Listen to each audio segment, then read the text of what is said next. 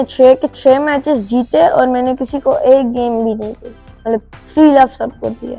इस इवेंट का नाम यूएस जूनियर ओपन चैम्पियनशिप था और इसमें 51 कंट्रीज से बच्चे आए थे और 1007 किड्स थे इसमें, और मैं पहला पाकिस्तानी हूँ जिसने गोल्ड मेडल जीता पाकिस्तान के लिए।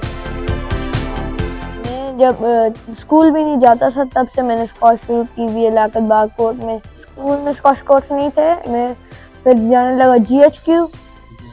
GHQ से मैं यहाँ पे पाकिस्तान स्क्वाश फेडरेशन तक आ गया। मैं 5 डेज प्रैक्टिस करता हूँ फेडरेशन में इवनिंग और 6 डेज प्रैक्टिस करता हूँ मॉर्निंग में, लेकिन सैटरडे को मैं इवनिंग में आता हूँ इधर।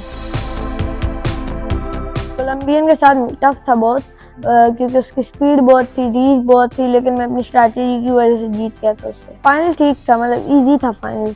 वो यूएस का एक प्लेयर था, उससे मैं फाइनल जीता। स्क्वाश फेडरेशन ने बहुत ताउन किया था। मैं अपने बाबा के साथ गया था अमेरिका।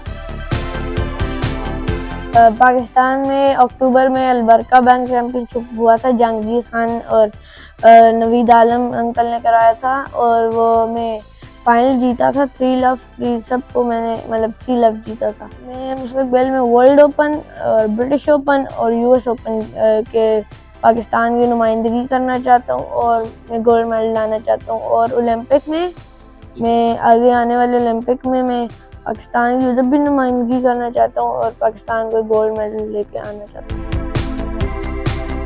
पाकिस्तान में मुझे आमिर अटलस खान बहुत पसंद है, मंसूर जमान बहुत पसंद है, फरहान जमान बहुत पसंद है, फरहान महबूब बहुत पसंद है, जहांगीर खान बहुत पसंद है, कमर जमान बहुत पसंद है, जानशेर खान बहुत पसंद है। ये प्लेयर्स मुझे बहुत पसंद है।